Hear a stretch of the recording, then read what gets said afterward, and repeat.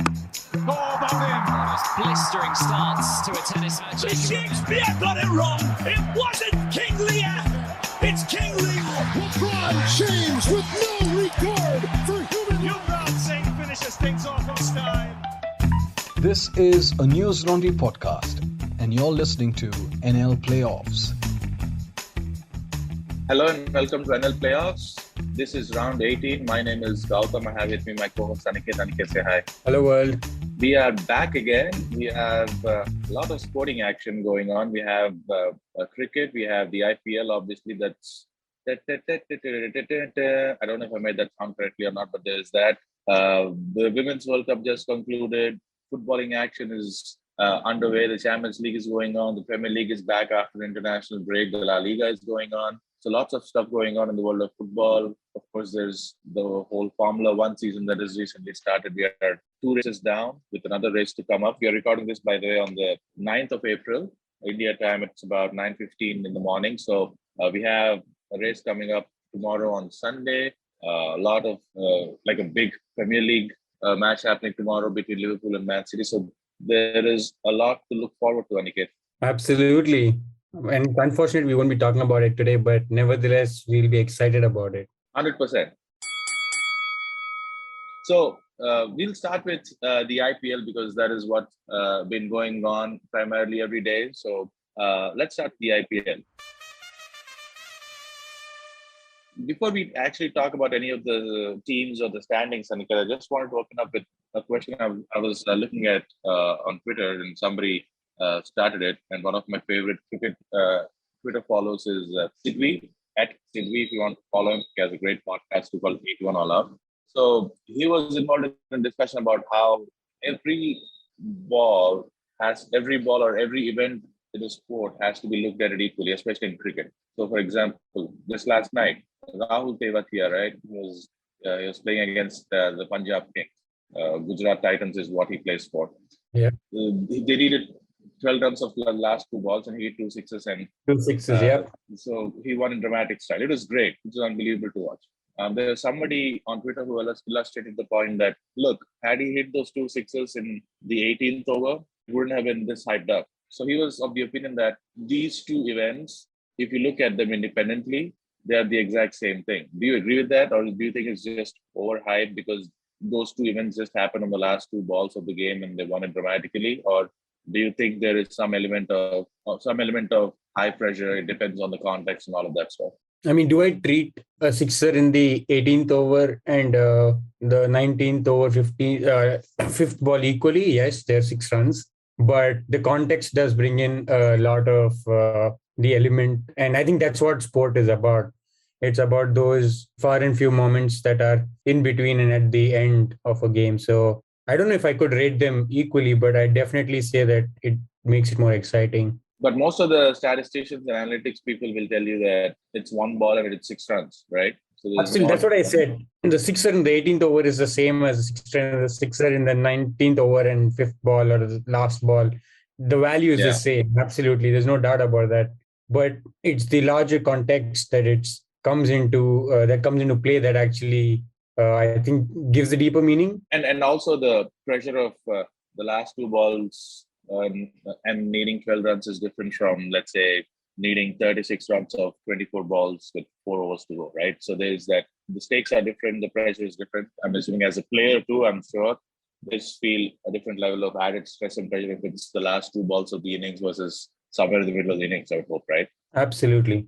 I mean, I think that there's no 2 doubts about the kind of pressure that develops, like having 6 overs and a large total, like about 100 runs and 12 runs in 2 balls or 1 ball. I mean, 1 ball is not possible, but 2 balls. Yeah. I think they're 2 different and the 2 different levels of pressure. And the same applies, if we flip it to other games. So if we talk about penalties in football, taking the first penalty is probably different from taking a penalty in sudden death or taking a free throw in like the first quarter of a game versus taking a couple of free throws in the game.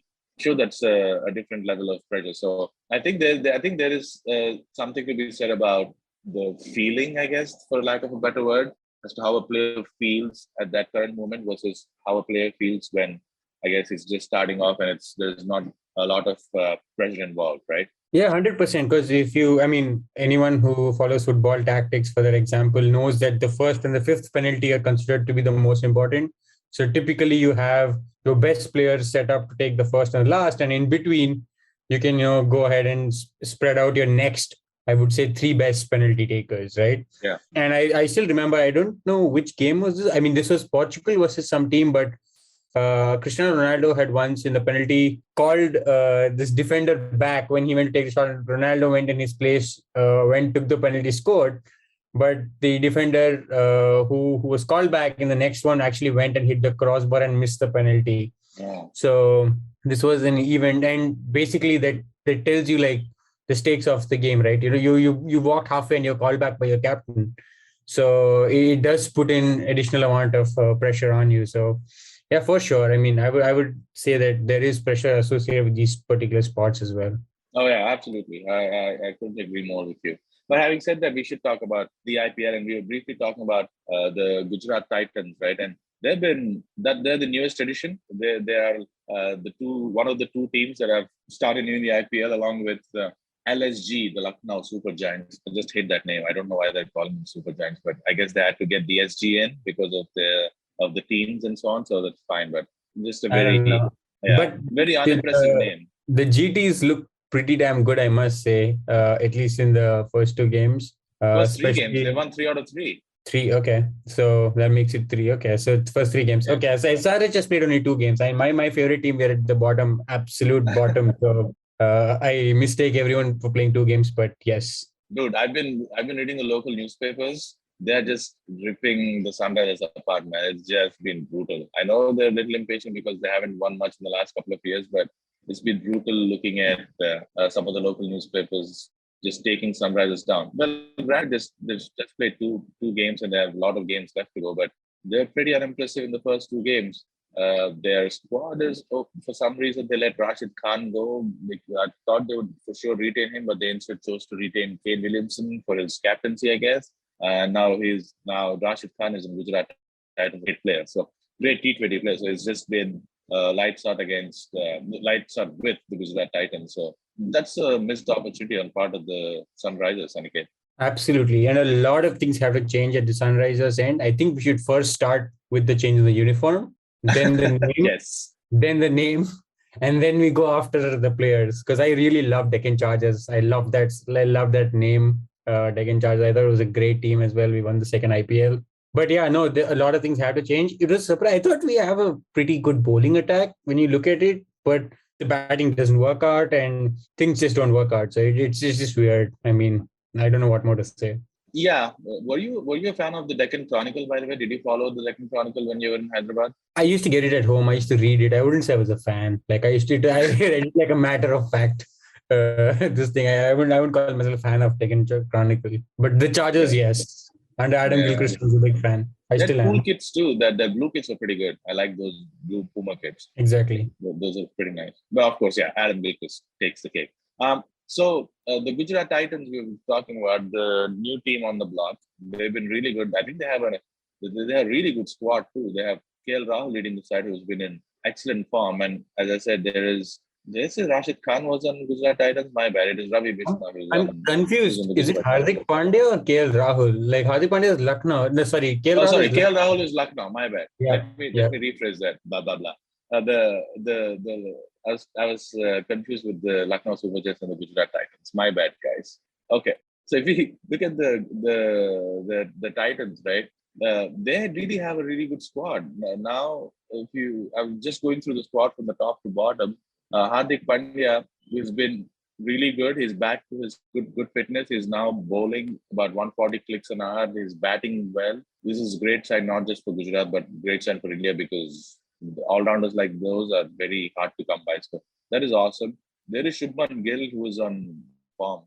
He scored 96 last night. I love watching him bat. Now, right from the India's tour of Australia, when he played those test matches, it was just great. So really good squad, really good batting lineup, good depth. Mohammad Shami is in there. Lockie Ferguson, who I absolutely love, who's an excellent bowler. The Rashid Khan obviously is just He's just an automatic. He just walks into any T20 side, right? So really good squad. What did you make of them so far? Absolutely. And it was fun watching Shami root out some stumps yesterday. It was a long time I saw stumps like literally come out of the ground. It's been a while. Yeah. So yeah, it's been a good IPL for the fast bowlers too. Umesh Yadav has 9 wickets in the IPL so far, and he has the purple cap. So we are still in the early stages of this tournament, but Umesh Yadav has been excellent. I was actually super excited. I mean, I'm deviating from the Gujarat Titans, but to see Bhuvneshwar Kumar bowl for Sunrisers, I thought he was pretty good. It was good to see him moving the ball and stuff.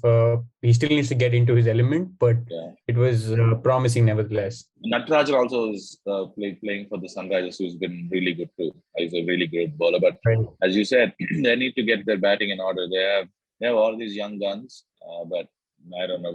There are lots out there, as I said, that are just ripping apart the Sunrisers from Hyderabad.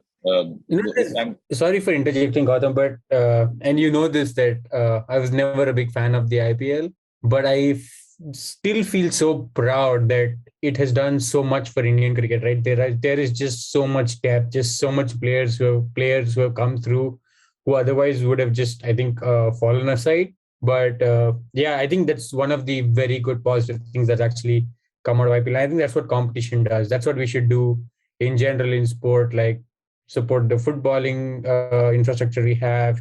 There's Kabaddi also coming up, which is pretty interesting. There's a badminton league. So volleyball. More part to all these leagues. Yeah. Oh, yeah. Sounds like you're slowly coming around to the IPL, Aniket. Maybe slowly. We'll see. Time will tell. The Kolkata Knight Riders are on the top right now. They've played an extra game compared to the second place Gujarat Titans. They did lose one game, but Kolkata is looking like a really good side. They have the likes of Sunil Narayan has just been awesome. But I want to talk about my favorite team, the Rajasthan Royals, Aniket. They're now standing in the 4th place, but they've just played 3 games so far, 1-2, lost 1. But they seem to have a really balanced squad. Now they're being led by Sanju Samson. I'm sure he's getting a lot of help from the coaching staff. There are some decent senior players within the side too, like Ashwin. But really good squad. The batting has been really good. Josh Butler and Sanju Samson on the top of the order have been in really great nick. Josh Butler has been, I think he probably has the orange cap. It might be Gill now, but I think he had the orange cap for some time. Sanju Samson has been in great form, and just like Shubman Gill, when Sanju Samson is on form, man, he's a treat to watch. But really balanced squad. Shimron Hetmeyer, the big hitting West Indian, is in the middle order. He's been good. He's coming up big. And they have really good depth when it comes to bowling as well. There's Ashwin, who's been excellent with Yuzvendra Chahal. Chahal has been really good. And Trent Bolt is a really good T20 bowler. Mumbai had him before. Now he's in Rajasthan. Really good depth. And the guy I really like is the fast bowler, Prasidh Krishna, who's been tall. I was just going to take his name and ask your opinions on that. So. Oh yeah, he's so good. He's pacey. He has the bounce. I think he has a bit of a nasty side to him, which I really like for a fast bowler. So yeah, overall, excellent team with batting depth. I have really high hopes for them this season. Yeah, no, I mean, I have nothing more to add apart from that. I saw Yuzi Chahal back in his element. It was nice to see him bowl, and obviously Ashwin was back, so it was good. I watched the highlights of this particular game, and it was really nice. Oh, by the way, did you? I don't know if you got a chance to look at this or not. Did you see Yuzvendra Chahal talk about how he got bullied by this Mumbai Indian teammate all those years ago when he was playing with Mumbai? So the story goes, well, the story that he said, and I'm assuming it's definitely true, is that apparently they were having some kind of an after game party or something like that, and this guy, his teammate from Mumbai Indians, was so drunk that he picked Yuzvendra Chahal up and hung him out of the balcony of his hotel room. He was on the 15th floor, so he was apparently he was hanging on for his dear life. Then the other teammates had to step in and then just got him outside. I think the player was so drunk that he was having fun, so to speak, quote unquote. Oh wow! But this is something that he said a couple of days ago, and everybody is like up in arms about it. I'm pretty sure it wouldn't have been an Indian player. So what makes you say that? I don't know. I have no idea, but I'm guessing you wouldn't do that to your teammate. Like if you're playing, especially because if you're a junior, you won't do it to your senior, because usually is typically a senior, and I don't know. Yeah. Well, look, we've all been through college. We've all been through school. That's We've true. all had those drunk friends, or who would get so drunk out of their mind that they lose every consciousness. They lose control of their body and they don't know what they're doing. Doesn't matter. I don't think which country you belong to matters at this point. Once you're drunk, you're drunk. Oh, well, yeah. I would not I would not have much to add to that. But yeah, this startling revelation from Chahal. I was It's literally surprising that it's not been investigated, though. It is a discipline. I mean, I don't know. In my head, it depends a disciplinary action, right? Like if someone has come out and said something like this, irrespective of what it is, the organization Yeah. should step in and do some form of an inquiry to know what happened. Yeah, this is the first time he made it public. So yeah, I don't know if anybody's going through anything. This was apparently a lot of years ago, but sure, it warrants an investigation, 100%. But I was really surprised by that actually happened and nothing came out of it, even back in the day. I mean, if it wasn't for you, I wouldn't have even known. So I looked at this a couple of days ago. I was like, what? This actually happened? I thought, okay, this was in fun. But then he said it was from the 15th floor of his balcony of the hotel. So I was like, okay, that's not good. I've not seen this, but was Chahal sounding chill or like? He was sounding chill when he spoke about it Okay. a couple of days ago. But apparently when he came out of the situation, he was probably not in the right state of mind, obviously, because he was apparently hanging on to the guy who was hanging him outside for dear life. And once the teammates came in and got him out, he was gasping and he was. Holy shit! That's okay. Yeah, he was not well. It was not That's fun for Chahal, I'll tell you that. All right. Let's talk about the Women's World Cup. Go ahead. So, what did you think? So, England came second. I think Australia won it pretty convincingly, I would say. I don't know. I wanted your thoughts on this because, again, I didn't watch.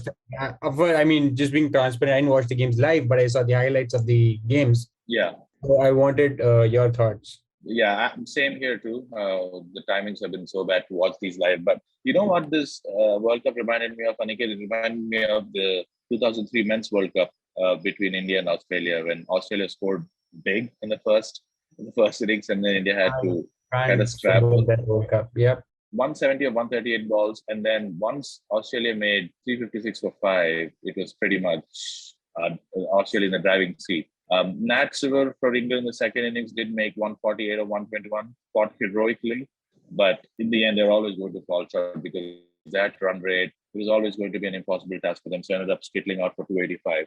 Convincing for Australia, Nikhil.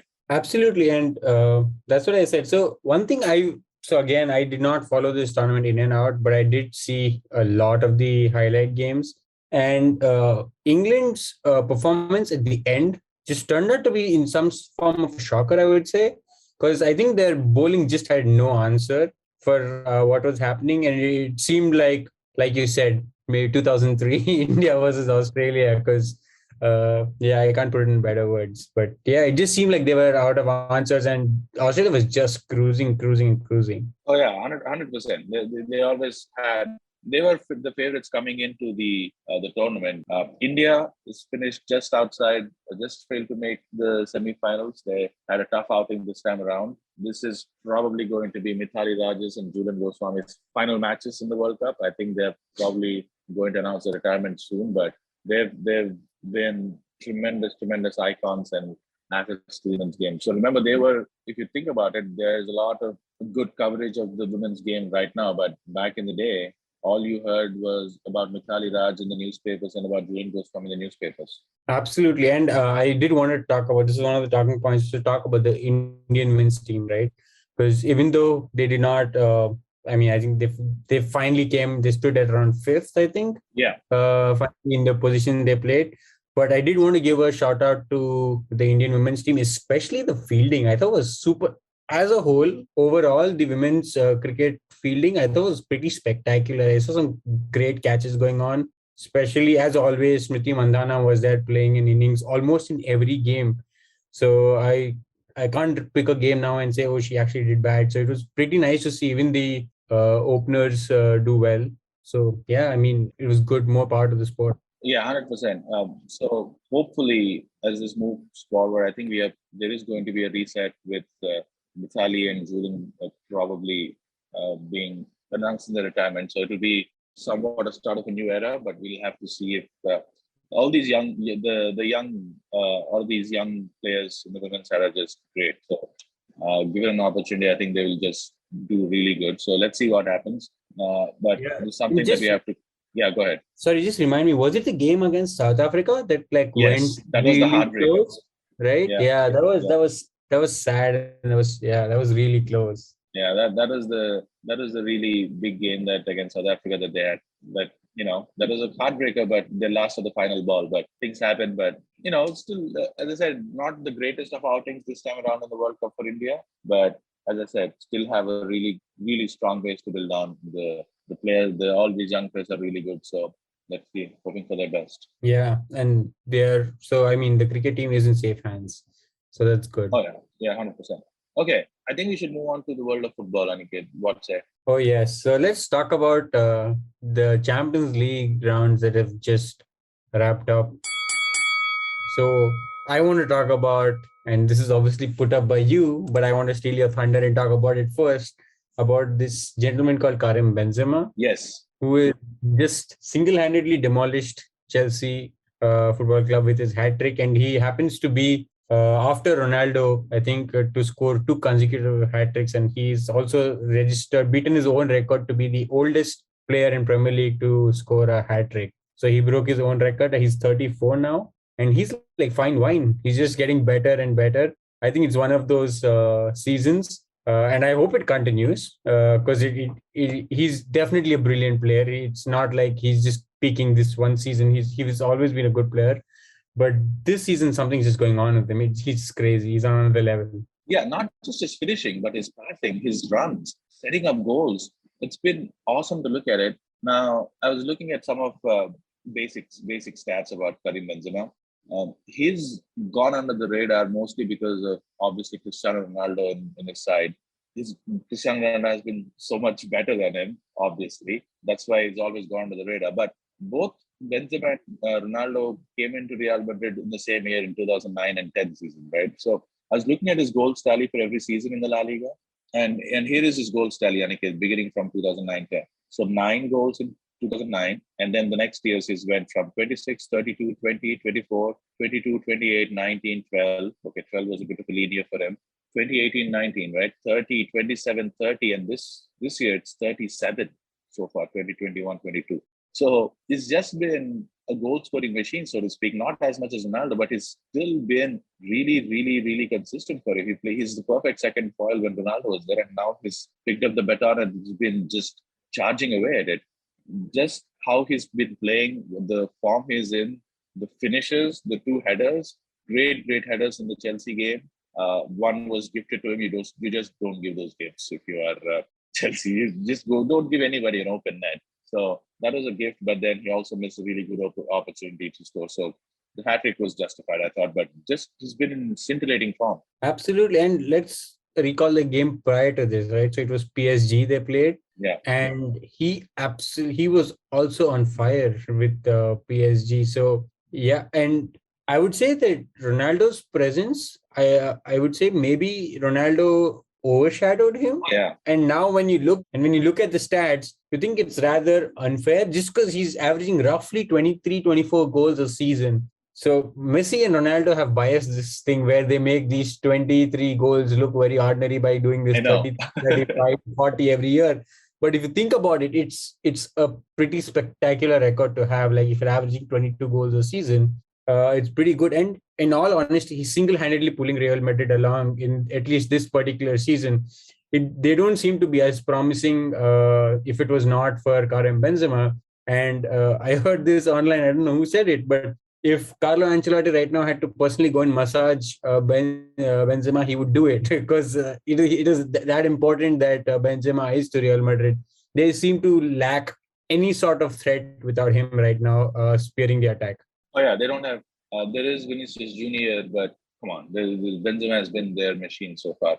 Yeah, and he's the sole reason they're going to win the La Liga. They are 9 points clear ahead of the second place Sevilla with the game in hand. So they've just been lights out because of Karim Benzema. Yeah, go ahead. Let me check, but I think Barcelona have come second. So no, they're in third right now with 29 games played, 57 points. They do have a couple of games on hand, so that's fine.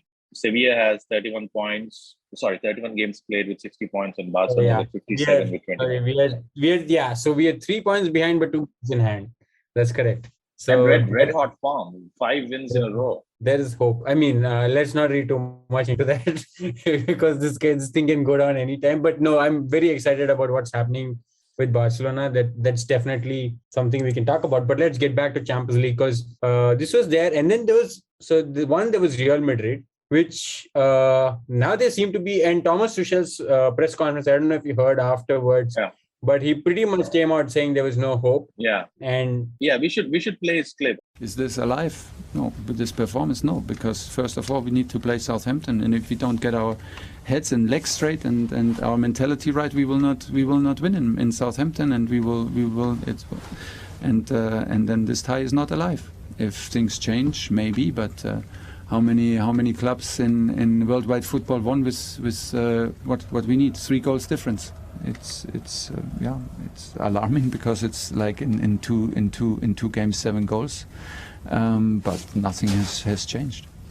I think he said we have Southampton coming up, and then we have to play the Champions League, and it's going to be near impossible or something like that. But yeah, he gave up hope, which was interesting to hear from him. I mean, I wouldn't say it was interesting because given the form currently Chelsea are in, which when Brentford, who beat them 4-1, very surprisingly, Brentford beat them 4-1, it seemed as a one-off bad day for Chelsea. But then this Real Madrid performance kind of capped it up.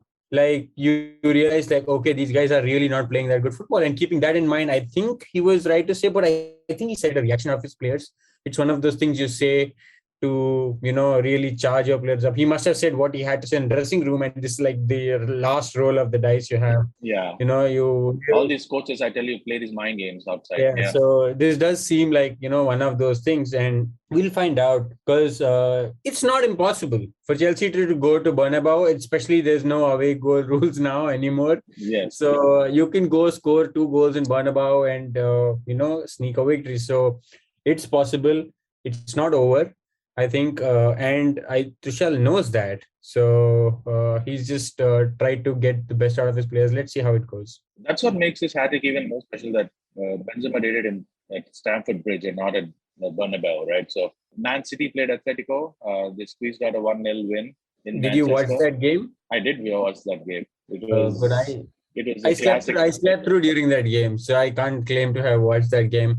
It was absolutely boring. I mean, I'm coming up with really strong opinions here, but I think it was, I don't know, man.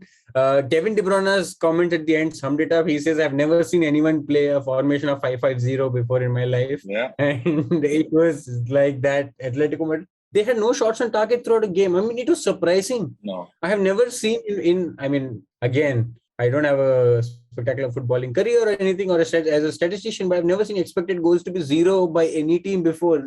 It just never registered. But this is the first time in my life I'm seeing Atletico Madrid's expected goals in a game is 0. So yeah, I'm never surprised by Atletico Madrid being defensive, being ultra defensive. I'm never surprised. If they put like 6-4 formation, I'm not surprised, because that's their identity. That's how they do it. That's how Simeone does it. I was not surprised that they would go defensive immediately because they were playing in Manchester. All they were worried about is not to concede a goal. Just stay there. Try to not concede a goal. Now, they did end up conceding a goal to De Bruyne. But I think if you told them that you're going to come away from Manchester with a 1-0 loss, they would probably be okay with it. Ideally, they would have preferred 0-0, but 1-0, they'd probably take it. So now when they go to Madrid, they'll hope to get one weird goal out of João Felix or Griezmann, and that's pretty much it. They'll love to go to penalties. Yeah, I mean, I have nothing against, playing defensive football. Yeah. Jose Mourinho has done it and shown that it works.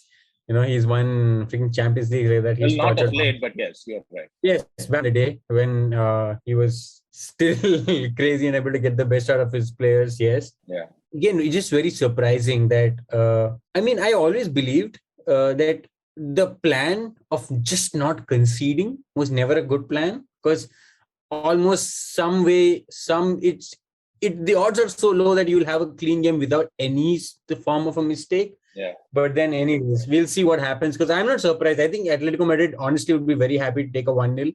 I think they did that with United as well. Yes. So they will take it home, and I won't be surprised if they can squeeze a win out back at home. So yeah, it'll be interesting to see Yeah. what happens. Well, yeah, but there's a difference between playing Manchester United and Manchester City today. So it is Manchester City is at a whole another level when you compare them with Man United. So we'll see what happens with Atletico.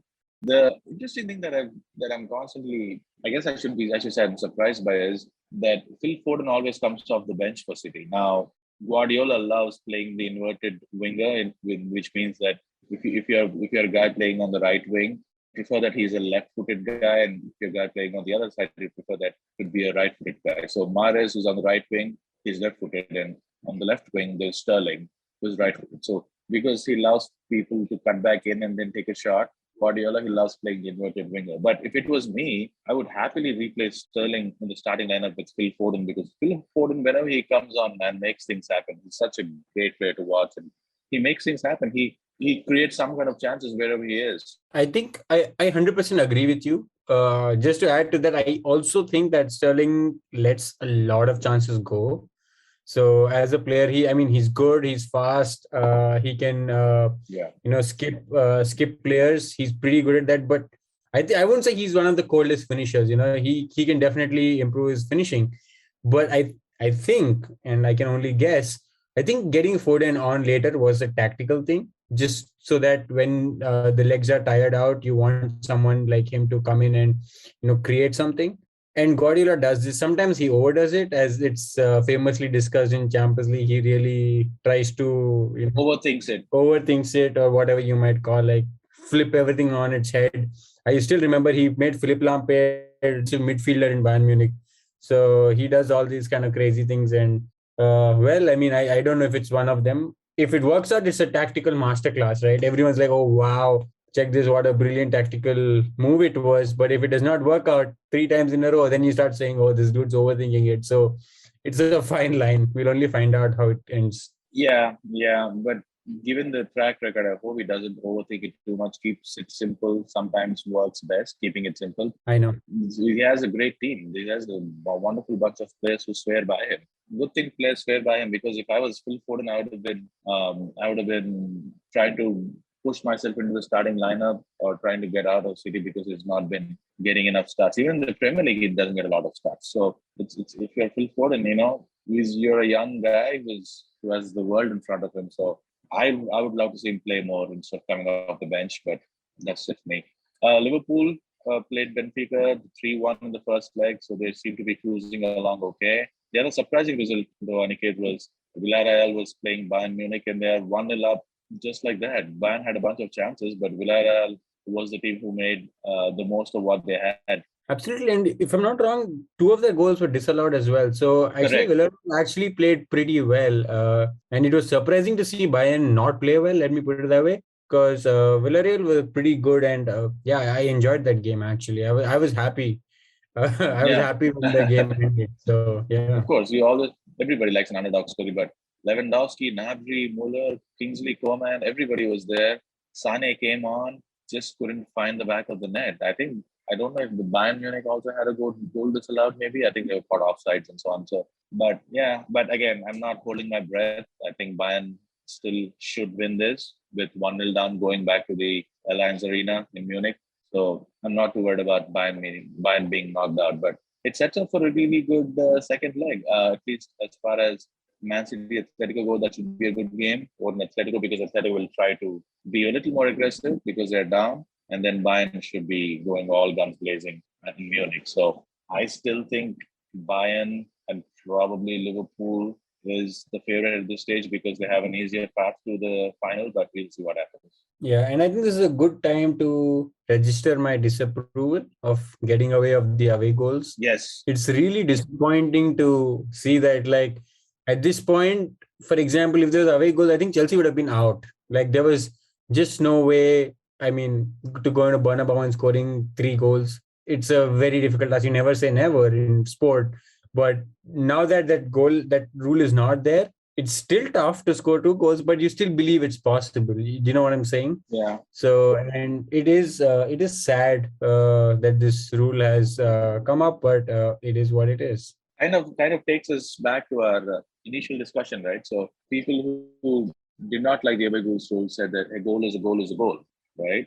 But now, as I always keep saying, scoring in a Champions League knockout stage at Anfield is much different from scoring anywhere else in the world, because Anfield is this amazing atmosphere with an amazing home crowd. It's just loud and thunderous and booming.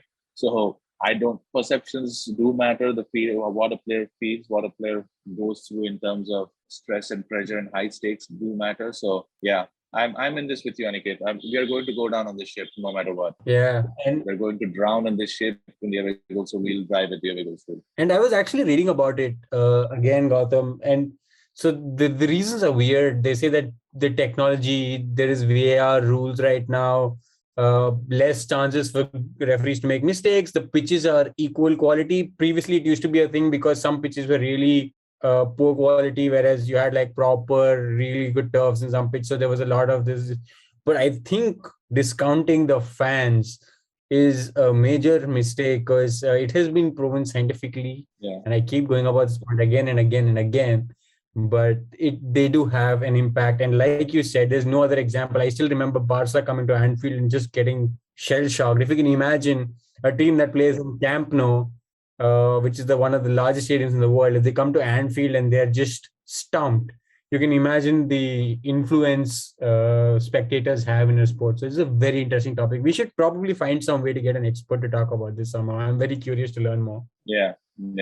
But I think I'm willing to be flexible, but I don't think I'll change my opinion on this one, Aniket. I think away goals. I loved it too. Just add an extra layer of complexity, how you play and all of that. So it is just an extra variable that I really love. Absolutely. So with this, let's briefly touch upon, we have nothing much to talk about, but two teams that are in the Champions League are actually going to be facing off for the Premier League. So there is Liverpool and Man City. I think there's 1 point difference between both of them. Yes. And they're going to be facing off as the Etihad Stadium. So it'll be an interesting game. Obviously, I'm making no predictions, and I don't think I will let you talk for yourself, but it's going to be a game nevertheless, because you have Pep Guardiola, the overthinker, and Jurgen Klopp, who's a fantastic manager again, who will probably have the standard template that he'll run and make it simple. Like you said, keep it simple. Yeah. So it'll be very interesting to see what happens. My guess is, again, this will be outdated. So my guess is it'll probably end in a draw, and it'll continue to be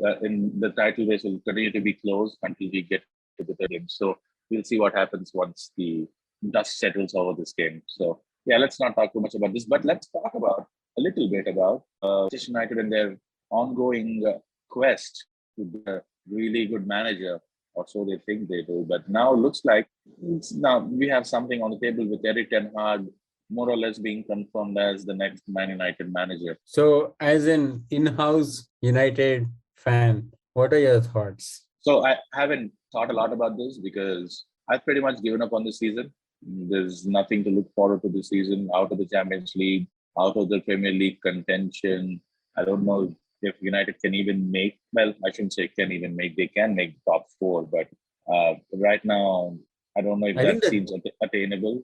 Go ahead. Yeah, I think right now top four, the fourth spot is I think the most contested spot after the first. I think you have Chelsea, you have Arsenal, you have Tottenham, and obviously United. Well, Chelsea is more or less clear because Chelsea is sitting third right now with 5 points ahead with the game in hand. But Tottenham, Arsenal, West Ham, Man United, and Wolves probably not so much. But all these four teams, West Ham, United, Arsenal, and Tottenham have fourth place up for grabs. So yeah, I'm not holding my breath about if they're going to make the top four or not, because right now players are woefully out of form. They don't seem to have any kind of identity. They neither press, they neither defend, they don't get back in transition. They're dependent on big match scorers. They're depending on Ronaldo to score or Bruno Fernandes to make things happen.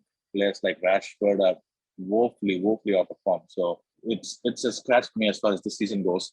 But if United end up getting Erik ten Hag, man, that'd be really cool, because I really loved what he did with Ajax. So coming into United, it has a different set of expectations. It's a bigger club, the whole commercial aspect, keeping the bottom line and all of that good stuff, right? So we'll see what happens. I'm not, as I said, holding my breath this season yet, Aniket. So if we end up getting him, definitely something to look forward to the next season. Hopefully, it gives United some kind of an identity, which they terribly seem to lack over the last 2 years. Even though I'm not a United fan, I stand more of a neutral.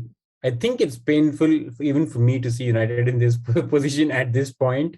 Happily because painful. no, it's surprising I say this, but I think the legacy of the club, at least when I saw, dude, it was the biggest club in football at that point of time. I mean, there was nothing bigger than Manchester United and Sir Alex Ferguson. And seeing them at this level, I think the club needs like a complete rebuild, right from the core. And I think Ten Hag will do a pretty good job because he's basically been doing that year after year in Ajax.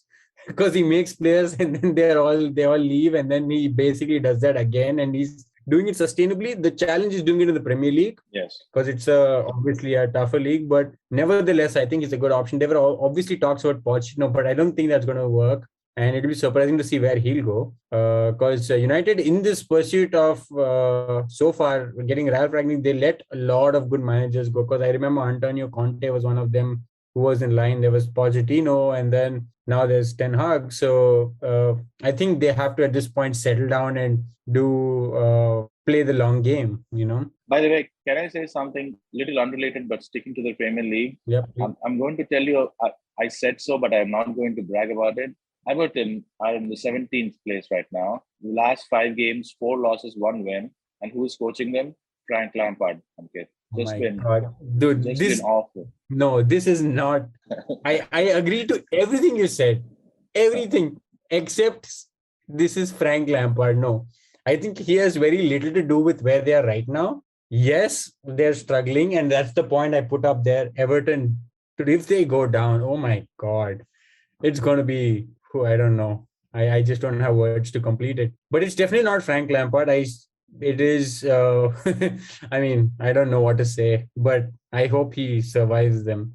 What makes you say it's not Lampard, though? At least he's part of the problem. He's, if not the whole problem. I agree he's not. He's a part of the problem. Yes, I 100% agree. He's a part of the problem. But it's the players. I mean, they had Carlo Ancelotti at one point who's at Real Madrid, who's done everything in the world of football, who basically gave up on that team. Yeah. So it is a deeper problem than the manager, for sure. Well, I don't think he gave up on this team, though. Real Madrid came calling, so he's obviously.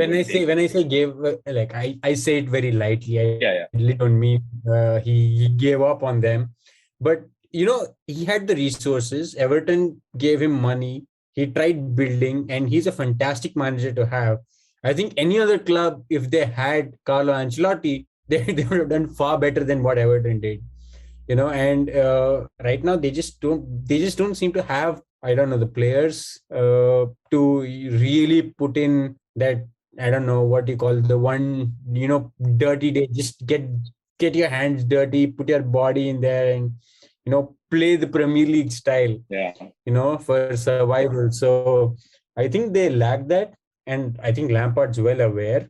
Obviously, it's going to look terrible on his resume if this does go down, but I don't think at this point he cares much about that, because there are bigger things to worry about. It's sad to see that a club of Everton's level is facing a relegation battle. I'm pretty sure there has to be more happening behind the scene than just having a bad manager or a couple of bad players, because Everton is a club. 100%.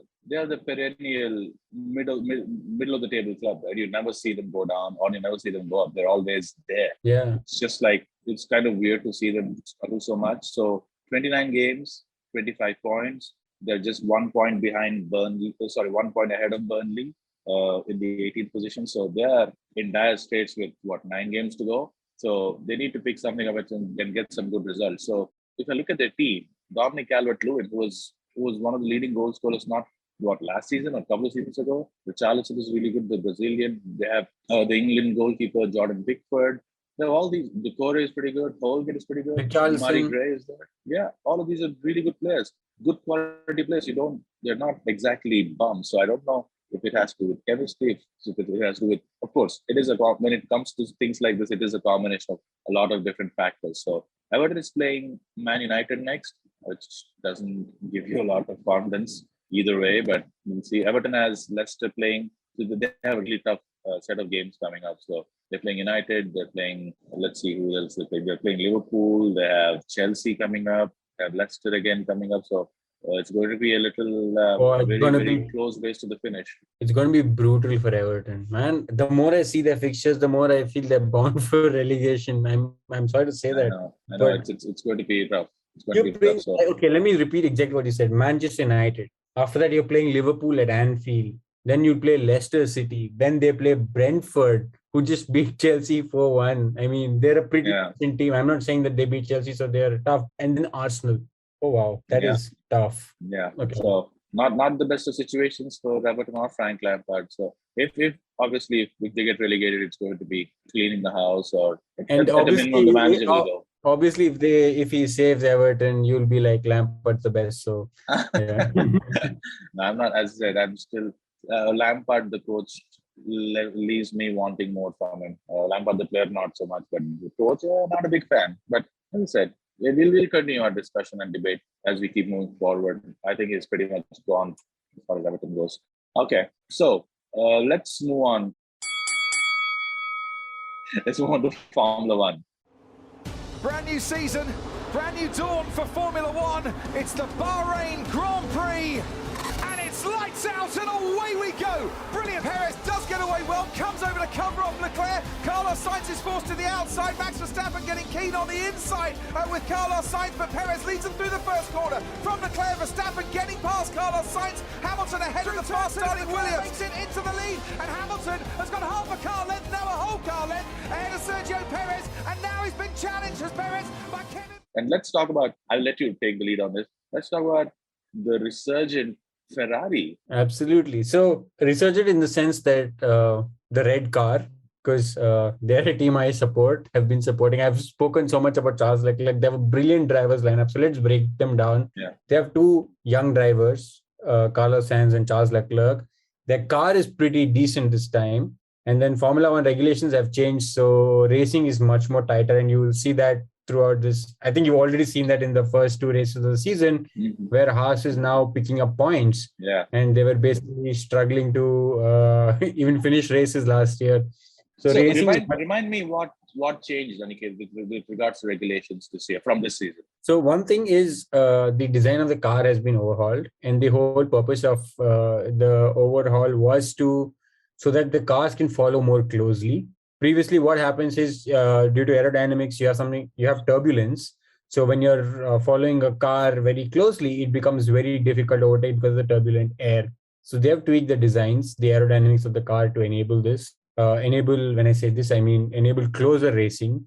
Then the DRS system, which is there, is now, I guess, more effective. And you can see Charles Leclerc, and I would recommend the listeners to go and watch the race between Charles and Max in the first two Grand Prix. Yeah. Just some crazy racing between both of them. And Charles Leclerc, what a guy. He'll be a world champion someday. But such an intelligent driver. He did some brilliant racing. So keeping all these factors in mind, that it's going to be a fantastic season. Sunday is going to be the Australian Grand Prix.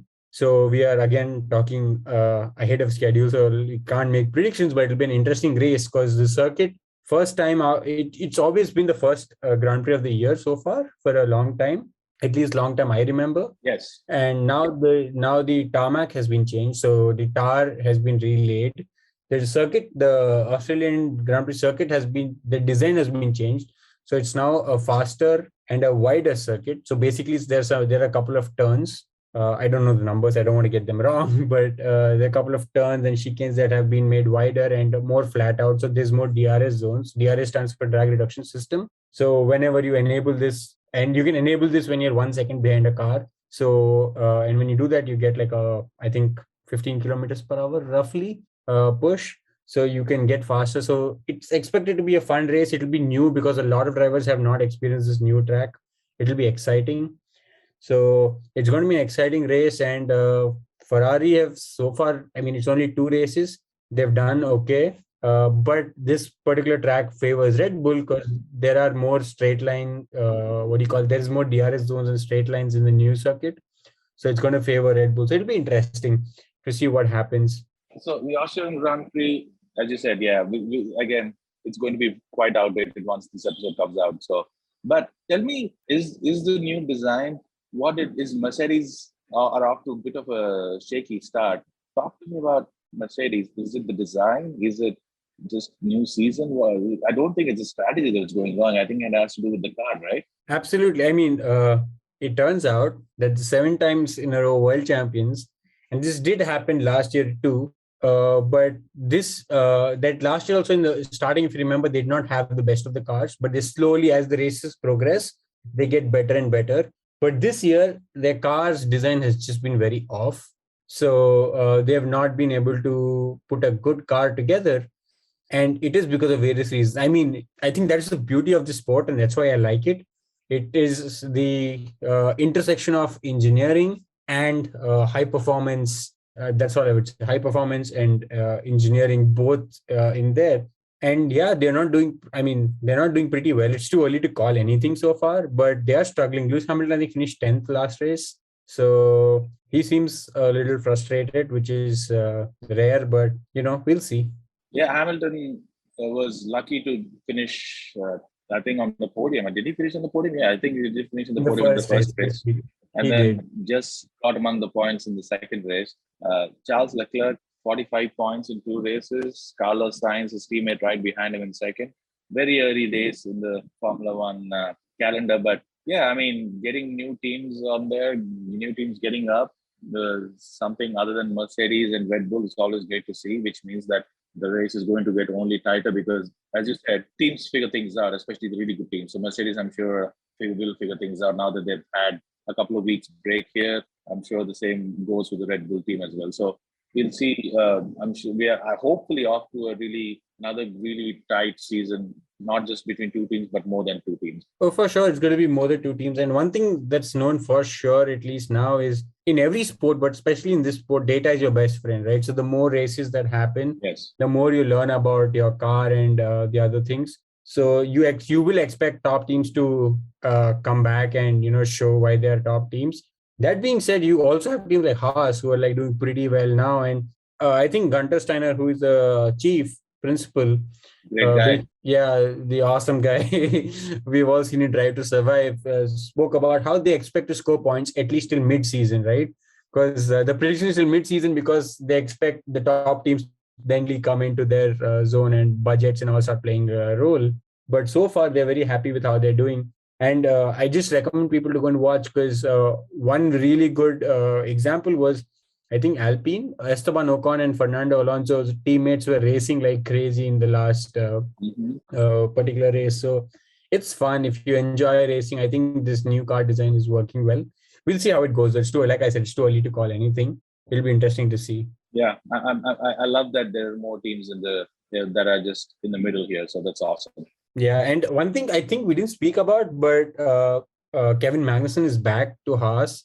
So he's replaced Nikita Mazepin, who was the previous Haas driver, and he was son of an oligarch. And I think this whole Russian invasion, fortunately or unfortunately, took his seat away. So yeah, that's just an update. Yeah, I have a recommendation on that later on as we move to our recommendations. Yep. Anything else you want to talk about the Formula One, Aniket? This is it. I don't want to say more. I want to talk a lot, but I don't want to say anything more before a race. So let's see how it turns out. Indeed. Okay. So I think with that, we are probably at the end of the podcast. Aniket, if you want to share anything else before we plug some articles and some recommendations, anything else that you would like to talk about in the world of sports in general? Yeah, I just realized that Formula One was a pretty nice sport. I saw a couple of MotoGP races. Okay. And I was really sitting and wondering, why do these guys do this? It is so dangerous. It is just insane. I mean, I don't know. Some of those crashes and some of those people falling, they just fly off, man. Seriously. And I saw a video of this guy fall off. He just slid through the tarmac and then he basically gets up, runs to get another bike and just goes. Yeah. So I'm like, I don't know, maybe I'm just getting old, but boy, that's dangerous, man. I mean, like when I see Formula One, I used to wonder it's dangerous, but these guys are protected by like a proper car. There's just so much engineering and design put in, but MotoGP is just another, a lot of respect. To do it day in and day out to such extreme levels is, for me, hard to comprehend. Yeah. Yep. What is the most extreme thing you've ever done, Aniket? Dude, let's not go there. I don't know I'm saying this. how do you define what the most extreme thing is. I don't know. Well, I'll tell you what the most extreme thing I did. Okay, I went skydiving. I did a skydive for 14,000 feet. I had somebody on my back, but I did jump off a plane. And that was the most extreme I could get. And I only did it once. I'm not going to do it again. Okay, so No, that's on my bucket list. Skydiving is on my bucket list. Right. So I'm saying I just only did it once. I'm not going to do it again. But to see some of these guys go day in and day out racing these bikes like that, it's kind of surreal for me. Yeah, no, for sure. But with that, I'd like to plug in an important thing and tell the listeners to pay to keep news free, support independent media, because media is the fourth pillar of democracy. And if you pay, you're served. So subscribe to News Laundry. Yes, 100%. Go to newslaundry.com. By the way, we have a News Laundry app. I use an iPhone, so I've downloaded that. The app seems to be working well. So you can catch this podcast and a bunch of other podcasts. We have Hafta, Chacha, Awful and Awesome, Reporters Without Orders. I'm sure I'm missing a few things here and there, but do check the app out as well. Also, just hit that subscribe button by going to newslaundry.com and hitting the subscribe button. There are a number of options. You can subscribe to News Laundry. It's the subscription itself is very cheap, and the content that you get is really good. So please, if you're looking for some ground reports, some satire, some good podcasting, please go there to newslaundry.com and hit that subscribe button. Thanks to producer Lippy as well for coming on. This is the first time we've had her on, so it's great to be working with her too. So thanks to producer Lippy for producing this podcast as well. Aniket, let's move on to some recommendations. Yeah, before recommendations, I want to say one more thing. So we come here and cover a lot of current affairs in sports and go back to events, but that's not the only purpose of this podcast. So we do want to talk to people in the sporting ecosystem who are working in different avenues of sports. So if you have anything interesting to share with us, me and Gautam would love to learn. So we'd love to have you on the podcast. So write to us in the podcast letters. Yes. So I think it's podcast/letters. We'll link those. Yeah, we'll link those in the description below. But yeah, do write to us because we'd like to learn more about different sports and how the whole sporting ecosystem in general works in India. And that's the whole point of this podcast, was to start a conversation on that front. So write to us and give us any feedback. Awesome. Okay, so I'll begin with some recommendations then. The first recommendation I have is a podcast called BBC Hard Talk. It's a really good podcast that covers a lot of things. BBC Hard Talk, hosted by Stephen Sacker. In the most recent episode, he's interviewed Nikita Mazepin, and he's kind of asked him pretty much all kinds of questions that he had to ask. He's talking about his ties to his father's ties to Putin, his father trying to issue threats to the Haas team. If you saw Drive to Survive, there's a whole episode dedicated to Team Haas and how his dad is trying to issue a threat, essentially saying that if you don't give his son what he wants, he's going to pull out the money he has invested and so on. So he also asked him straightforward to his face if he condemns Putin with his actions. So Mazepin tried to put up a strong face, but I think he came across as somebody trying to save face, but not really able to. So catch that BBC Hard Talk with Nikita Mazepin out. Another article, and I shared this with you as well a couple of weeks ago, Aniket, is from one of my favorite writers. His name is Ethan Strauss. His article's title is Pity the Zoomer Athlete, where he talks about how there's been a lot of cases in the last few years about athletes pulling out, citing mental health issues. Especially, we spoke a lot about Naomi Osaka, but there's a number of other people who have pulled out, citing mental health issues as well. And how he talks about there is this glorifying the modern athlete when he or she comes out and says that they are pulling out, citing mental health issues, or calling people out or calling the crowd out, saying that more or less a lot of it is affecting their mental health. So he does not take away the mental health issues. He's serious about it, but at the same time also says there is this urge among everybody to glorify the athlete who is citing mental health issues. So it's a really good piece, really well-balanced piece. It is on Substack, but I think this is a free article that he had, so check that out. Yeah, actually, I thought it's an interesting article. Like I said, he doesn't trivialize, like you said, doesn't trivialize the mental health issue, but he does put up fair points. You might not agree with everything he says, but it is very well written and a very interesting article. So thank you, Gautam, for sharing that last time. So my recommendations are, before I go into recommendation, I did say that maybe we should review Drive for Survive, because I want to again register displeasure of the latest season, but we'll keep it for another episode. Yeah, that's probably good. Let's do this. Did you watch 83, Aniket, movie? No, I have not seen 83. Okay, let's have an episode reviewing Drive to Survive and 83 both together. I think that will be good. That sounds like a plan. All right. So my recommendations are, it's in a series. It's called When Eagles Dare. And it's about Crystal Palace, the football club. And I found it pretty amazing. Just from a third person's view, learning about the history of Crystal Palace. How about in, I think, 2010 or 2009, they went close to liquidation. Basically, their assets were frozen and there was no one pitching in to buy that club.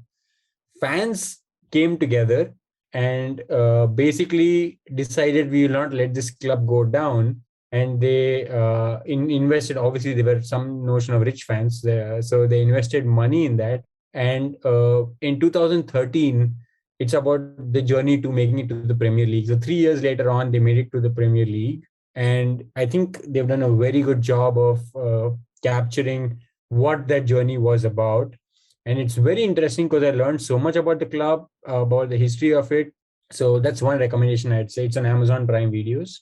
And the other one is a mind-blowing movie that I have seen. It's called The Alpinist. And it's about Marc-Andre Leclerc, who is an alpinist. Basically, he climbs mountains. And what he does is called free soloing, where he basically climbs without any form of ropes, right? So there is no safety. And there's a movie of Alex Honnold called Free Soloing, where Alex Honnold free solos on the El Capitan. If you've not seen it, guys, please go and watch it. It's just insane. And The Alpinist makes that endeavor, which I thought was the most endearing athletic endeavor in the 20th century. Marc-Andre Leclerc makes that look like a joke. So this dude is climbing up glaciers and all sorts of terrains without a rope, and he just does it. I don't know, man. People like this are made out of something else, and it is just such a fascinating watch. The climbing scenes in this movie are just insane. They just basically plug a GoPro on him, and you're just hanging onto your seat praying he does not fall off. It is just insane, and it is pinnacle of athleticism, if you ask me. So go and watch that. I know I'm sounding like a fanboy, but it's just insane. Awesome. I'm going to definitely add that to my watch list now. The Alpinist, go check this out, guys. Okay, with that, I think we've come to the end of this show. Aniket, another round in the books, 18 of these so far, so not bad. So we should... Yeah, go ahead. Like I keep saying, who's counting? But it's counting. So... Yeah. All right. Thank you, Aniket. Thanks for listening, everybody. I hope you have a good week. Until next time. Yep. All the News Laundry podcasts are available on Stitcher, iTunes, and any other podcast platform. Please subscribe to News Laundry. Help us keep news independent. To catch all our podcasts on news, pop culture, current affairs, and sport, visit newslaundry.com. Follow us on Facebook, Twitter, and Instagram, and subscribe to our YouTube channel.